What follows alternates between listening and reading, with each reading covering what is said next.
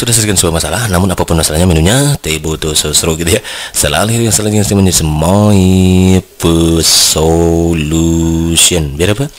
Iya betul, biar inspirasi gitu kan ya. Oke kawan-kawan, gini, jadi berdasarkan FR yang beredar bahwa ternyata soal-soal yang muncul di pedagogi itu soalnya panjang-panjang kayak gini gitu ya. Ini lumayan menyita waktu gitu kan, karena sebagaimana kita ketahui bahwa soal itu nanti ada kurang lebih 100 soal yang harus diselesaikan selama kurang lebih dalam waktu 90 menit gitu. Berarti intinya satu soal kurang dari 1 menit gitu ya. Bahkan untuk pelajaran tertentu seperti matematika dan hitungannya itu ada 80 soal kan kawan, dan ini harus selesaikan 90 menit. Dimana kalau untuk matematika itu terdiri dari 50% pedagogiknya dan 50% itu adalah profesionalnya. Namun untuk pembelajaran yang lain seperti hasil yang diterima oleh Makian, informasi yang beredar gitu ya, bahwa hampir 100% itu soal yang keluar adalah pedagogiknya gitu kawan kan ya. Nah, tentu kalau kita menyelesaikan soal ini dengan dibaca dari atas satu persatu ini sangat menyita waktu kawan-kawan, dan ini menyita hampir 1 menit lebih gitu kawan-kawan ya. Contoh kayak gini misalkan ya, kalau kita baca cara pengerjaan manualnya kayak gini nih, camanya kita kerjakan dengan cama dulu, cara manual gitu, atau cara bingung gitu ya. Nomor 1 nih, suatu penalahan butir soal tes tertulis setelah soal tersebut diujikan kepada peserta didik mencakup pengukuran kesulitan butir soal dan diskriminasi soal yang termasuk validitas soal dan variabilitasnya, yang selanjutnya disebut analisis butir soal. Oh ternyata jadi soal ini adalah soal pemanis gitu ya, definisi dari analisis butir soal gitu kan ternyata ya.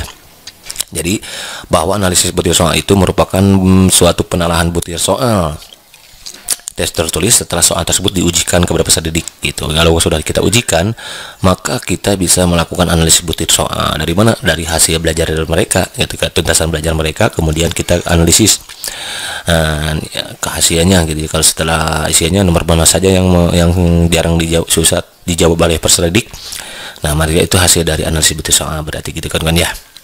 Berikut merupakan penelahan butir soal bentuk uraian. Nah, nomor 1 disediakan pernyataan seperti ini. Soal sesuai dengan indikator. 2. Materi yang ditanyakan sesuai dengan kompetensi. 3. Isi materi yang ditanyakan sesuai dengan jenjang jenis sekolah atau tingkat kelas. 4. Batasan pertanyaan dan jawaban yang diharapkan sudah sesuai. 5. Rumusan kalimat soal komunikatif. Pertanyaannya adalah yang merupakan indikator penelahan butir soal dari aspek materi adalah bla bla bla. Ternyata kawan-kawan ya, pertanyaan yang sesungguhnya itu yang ini. Gitu kan ya. Berarti kita harus tahu ini semua gitu ya. Jadi cara bentuk penalahan butir soal itu seperti apa sih gitu. 1. Soal sesuai dengan indikator. Iya dong, karena ketika kita membuat soal ya harus sesuai dengan indikator, harus nyambung. Kalau kita membuat soal nggak nyambung dengan indikator, berarti dia akan sembuh makan sukro, nggak nyambung bro gitu ya. Oke, dia akan sembuh makan combro gitu ya, nggak nyambung bro. Yang kedua, materi yang ditanyakan sesuai dengan kompetensi. Iya, jadi soalnya yang ditanyakannya yang berikan sesuai dengan KD-nya. Kalau kita sedang menguji KD 3.1, maka pertanyaannya ya harus sesuai dengan KD ini, kompetensi 3.1 gitu. Jangan ditanyakan 3.2, itu sama. Jangan semua makan pete, gak nyambung, break gitu. Nomor 3, isi materi yang ditanyakan sesuai dengan jenjang jenis sekolah atau tingkat kelas. Iya. Jangan pertanyaan kelas 10 diberikan ke kelas 11, jangan pertanyaan kelas 11 diberikan ke kelas 10 gitu ya, kasihan itu. Apalagi kalau kayak gitu ya, pertanyaan kelas 12 dikasih ke kelas 10. Wah, itu sangat jelas tidak nyambung juga kawan-kawan ya. Nah, itu juga betul ya, harus sesuai dengan jenjang sekolah dan tingkat kelas jenis sekolah ya. Jangan pertanyaan SMP kita berikan kepada SMA gitu, atau pertanyaan SMA kita berikan kepada SMP, kasihan ya gitu ya. Yang keempat, batasan pertanyaan dan jawaban yang diharapkan sudah sesuai ya, betul. Yang kelima, rumusan kalimat soal komunikatif. Ya berarti ini gitu kan ya. Kalau ini dari kalimat ini kan gini. Penalahan butir soal itu bisa dilihat dari beberapa aspek ya. Penalahan butir soal itu, 1, penalahan butir soal, makin singkat jadi BS ya. Itu dari aspek materi, kemudian konstruksi ya, konstruksi kalau nggak salah itu. Nah, dan terakhir itu dari aspek bahasa kalau nggak salah ya. Jadi ketika kita menganalisis butir soal, maka ini yang harus kita telah materinya bagaimana, konstruksinya bagaimana, bahasanya seperti apa, apakah dia komunikatif atau tidak. Nah, yang 5 ini masuknya ke bahasa, ini bahasa, dari segi bahasa, penjelasan butir soal dari segi bahasa. Nah, berarti kalau begitu jawabannya yang ada 5 itu yang salah, caret berarti yang 4 gitu kawan ya. Nah, bagaimana cara cepat kita nih? Maki sekarang ganti di cara cepat mengerjakannya. Cara cepat. Nah, cara cepat. cepat kita mengerjakannya. Oke kawan-kawan, untuk kita mengerjakan soal seperti ini, soalnya bentuk panjang kayak gini, nah ini maka kemungkinan besar ini ada trik khusus untuk kita mengerjakannya, karena tidak mungkin si pembuat soal memberikan pertanyaan sepanjang ini di serumit ini kalau kita tidak diberikan cara cepatnya. Biasanya nih si pembuat soal itu jenius, orang-orang jenius kawan-kawan ya. Jadi beliau memberikan soal untuk kita kerjakan tapi dengan cara tertentu gitu, cara-cara khusus, cara-cara unik gitu. Nah, cara cepatnya gimana? Jadi langkah pertama kawan-kawan langsung baca ke sini. Jadi soal nomor 1 nggak usah dibaca ini. Yang merupakan indikator penilaian butir soal dari aspek materi adalah, oh ternyata yang ditanyakan adalah indikator penilaian butir soal dari aspek materi. Ini nggak usah kan, ini nggak nyambung kawan, bukan nggak nyambung ya, ini pemanis kawan-kawan ya. Ini pelengkap gitu. Kalau dalam ban motor itu sebagai penti kan gitu ya. Dipakai nggak apa-apa, nggak dipakai apa-apa gitu ya. Karena ditilang gitu kalau ketahuan ya. Gitu kan maksudnya ya. Jadi pelengkap aja, pemanis gitulah.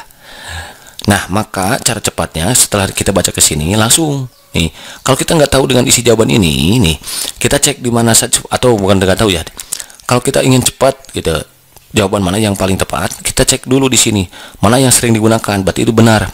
Kayak ini nih 1, 2, 3 itu kan semua digunakan, oh berarti ini benar. Nah ini benar. Nah, coba cek yang ini 2, 3, 4, 5. Nah, 2, 3, 4, 5 dari 2. Ternyata nggak pakai 1, 2. Coba cek nomor 1 soal sesuai dengan indikator, oh ternyata harusnya masuk kan, tapi di sini dari 2 materi yang ditanyakan sesuai dengan kompetensi 2, 3, 4 ini juga masuk, 2 masuk, 3, 4 masuk ya. Yang nggak ada, yang jarang itu 5 dan 4. Kita cek nomor 5 dan 4. 4 batasan pertanyaan dan jawaban yang diharapkan sudah sesuai. Berarti sudah benar, 4 benar, berarti 4 benar. Coba cek yang nomor 5, rumusan kalimat soal komunikatif. Oh ternyata ini kan dari segi bahasa, bukan materi. Berarti ini yang bukan, yang ditanyakan kan yang merupakan indikatornya. Karena ada 5 itu bukan, berarti yang ada 5-nya itu jelas yang salah. Berarti ini ada 5-nya wrong, ini nggak ada 5-nya, ini betul, ini wrong, berarti yang betul mana? Iya betul, yang ini kan. Selesai deh, begitu kan kan? Ya, jadi jawaban yang paling tepat yang mana? Yang C, gitu kan kan? Understand? Jadi mantap gitu ya, oke. Kalau mantap, next berikutnya. Nah, itu dia, ini contoh format penilaian butir soalnya kan dari aspek materi itu kan bener ya. Dari aspek konstruksi bener, di aspek bahasa. Silahkan kawan-kawan searching lagi video Maki tentang analisis butir soal judulnya ya. Kalau yang kawan berusing nggak di sini, oke. Lanjutkan, yang sudah dibahas. Oke, nomor 2 nih, lagi-lagi soalnya bentuk seperti ini. Berarti tadi gimana cara cepatnya? Langsung baca ke sini ya, nggak usah dibaca ini ya. Pernyataan yang merupakan bentuk pelaksanaan pembelajaran media adalah bla bla bla. Lagi-lagi soalnya seperti itu. Berarti kita disuruh mencari pernyataan yang mana. Nah, cek lagi kalau kita nggak tahu, cek lagi di sini. 1, 2, 3 banyak digunakan, 1, 2, 3 benar, 1, 2, 3 benar, berarti 1, 2, 4 ini. 4, 5, 4 dan 5 yang jarang. Coba kita cek nomor 4. Nomor 4 mana? Pemberian pembelajaran secara khusus, misalnya bimbingan seseorang jika jumlah peserta didik yang mengikuti media maksimal 2%. Benar ternyata. Berarti 4 harus ada. Yang 5 coba, pemberian pelajaran berbasis tema dan pemadatan kurikulum. Nah, yang ini yang enggak kan ya. Pemberian pembelajaran berbasis tema dan pemadatan kurikulum itu masuknya ke program pengayaan. Untuk kawan-kawan silakan cek lagi di video Maki sebelumnya tentang pengayaan dan remedia. Cek ada itu di sana ya. Berarti yang ada 5 itu yang salah, yang wrong gitu. Ini ada 5 wrong, ini ada 5 wrong, ini ada 5 wrong, ini ada 5 wrong. Jadi wrong gitu. Yang belumnya, iya betul yang 4 ternyata ya 1, 2, 3, 4. Coba kita cek benar enggak? Sebetulnya ini langsung aja jawab gitu ya, tapi kalau kita ingin misalkan penasaran, coba cek ya. Nomor 1 benar katanya ya. Pemberian pembelajaran ulang dengan metode dan media yang berbeda jika jumlah peserta didik yang mengikuti media lebih dari 100, iya kan? Oke kan, jadi remedia itu perlu kita ketahui, sekedar mengingatkan lagi oleh Maki gitu ya. Sebetulnya ini sudah Maki bahas di video sebelumnya. Jadi pembelajaran media itu kalau peserta didik yang tesnya di bawah KKM ada lebih dari 50%, maka wajib diajarkan pembelajaran remedia dengan cara pemberian pembelajaran ulang. Contoh misalkan ada 30 peserta didik yang tuntas, ternyata nih yang tuntas ini misalkan 14 orang. Yang tidak tuntas, tidak tuntas itu ada 16 orang, berarti kan ini kan lebih dari 50%. Maka kalau lebih dari 50% ini gunakan pembelajaran ulang. Gitu kan kawan ya. Yang kedua, pemanfaatan tutor sebaya, benar, boleh ini pakai ini. Yang ketiga, pemberian tugas-tugas kelompok jika jumlah peserta didik yang mengikuti remedia lebih dari 20% tetapi kurang dari 50%. Benar ini. Jadi kalau kurang lebih dari 20% tapi kurang 50%, lebih dari 20% dari 30 berapa? Iya betul, 6 kan ya. 6 sampai kurang dari 50%, 50% 14, 15 kan tadi, berarti 10 misalkan ya. Maka ini gunakan pemberian tugas kelompok. Ini proses pemberian remedianya dengan cara tugas kelompok. Nah, pokoknya silakan kawan-kawan cicing lagi video Maki tentang pengayaan dan remedia di video Maki sebelumnya gitu ya, sudah Maki bahas tuntas gitu. Oke. Berikutnya yang nomor 4, bimbingan mana ya? Oke, ini dia aja. Pemberian bimbingan secara khusus, misalnya bimbingan perseorangan jika jumlah peserta didik yang mengikuti remedia maksimal 2%. Oh, kalau dari 30 orang itu yang mengikuti remedia itu 6 orang saja, nggak lebih dari itu, atau 5 orang atau 4 orang, maka remedianya ini kita kasih bimbingan secara khusus, misalnya bimbingan perseorangan gitu kan ya. Jadi bimbingan secara khusus ya. Nah, ternyata yang bukan itu yang mana? Iya betul, yang 5. Berarti kalau begitu jawaban yang paling tepat itu yang yang ada 5 itu yang wrong gitu ya. Yang tepat ada yang B. Begitu kan, understand? Ya minap, ini mantap. Kalau mantap, next soal number 3. Ya, oke. Sama lagi kawan kan ya. Jadi cara cepatnya gimana? Iya, langsung baca ke sini gitu kan ya. Ini nggak usah dibaca. Coba cek. Pernyataan yang merupakan bentuk pelaksanaan pembelajaran pengayaan ditunjukkan dengan nomor mana nih? Pengayaan.